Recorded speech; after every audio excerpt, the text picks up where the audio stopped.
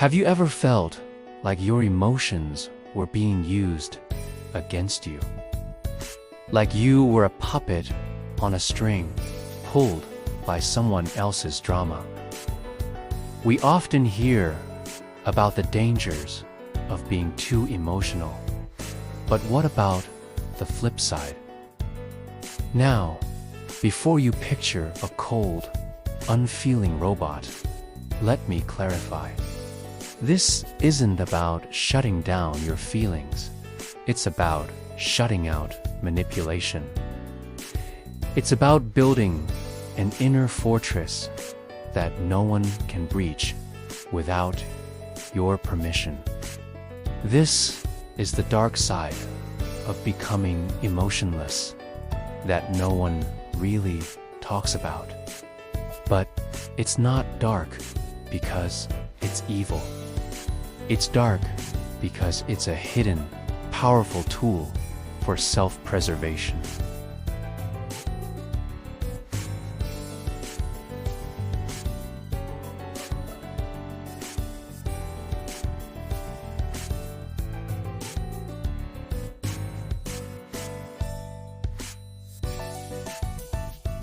Are you ready to take back control? Let's dive in.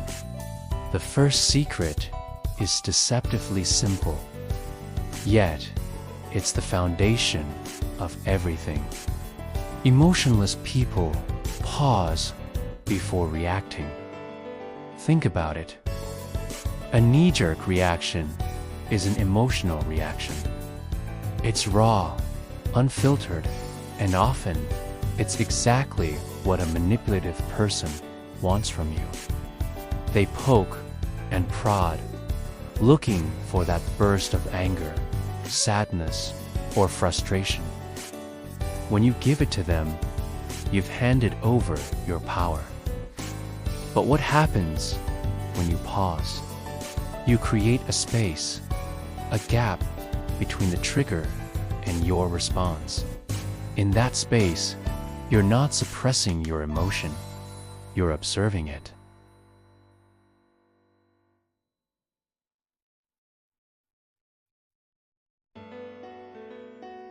It might be counting to 10.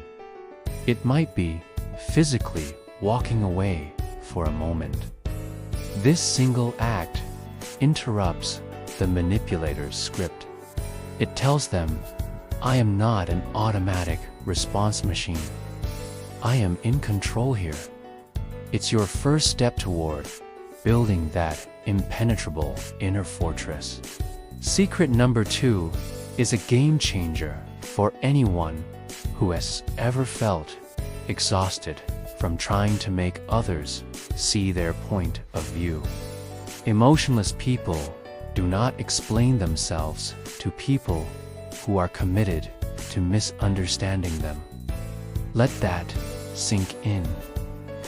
There are individuals who aren't interested in your truth. They're interested in their version of you, the one that fits their narrative, the one they can control or criticize. You can lay out a perfectly logical, heartfelt explanation, complete with evidence and witnesses, and they will still twist your words. Why? Because their goal isn't understanding. It's conflict. It's about keeping you engaged in a draining, pointless battle. When you realize this, you unlock a new level of freedom. You stop wasting your precious energy. Instead of crafting the perfect defense, you simply state your position and walk away.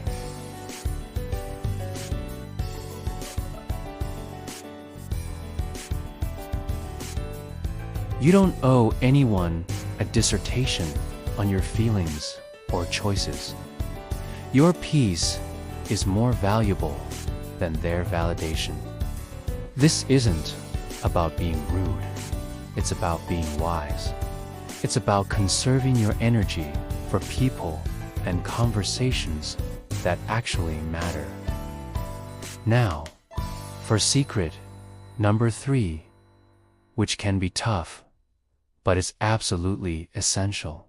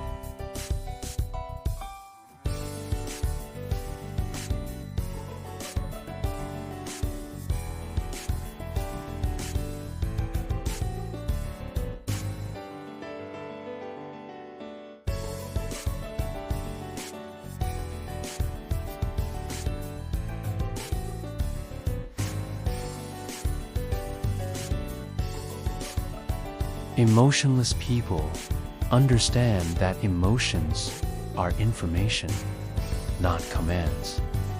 Imagine your emotions are like the dashboard lights in your car. The check engine light comes on.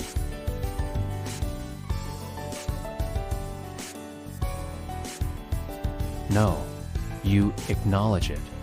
You say, okay, something needs my attention. You investigate the problem. That's exactly how you should treat your feelings. Anger, sadness, jealousy, anxiety, they are all signals. They are messengers telling you something about your environment or your inner state. Anger might be telling you a boundary has been crossed. Sadness might be telling you that you've experienced a loss. Instead of being commanded by the emotion and lashing out in anger or drowning in sadness, you get curious.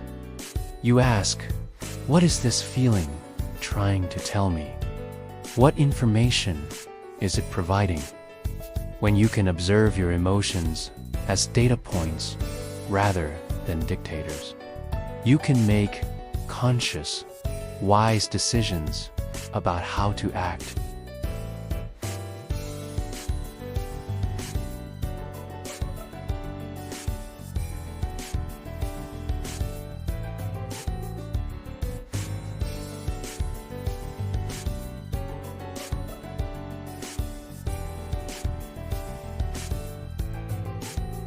How many of us have been stuck in the past, replaying conversations, wondering what if, and desperately seeking a final chapter that will make it all make sense?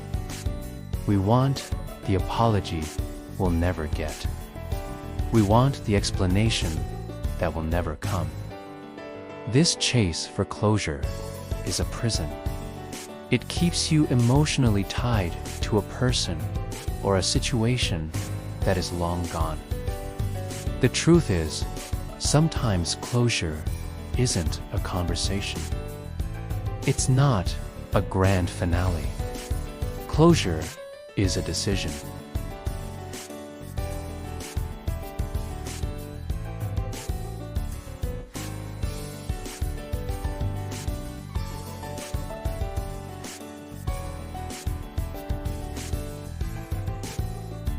You give closure to yourself.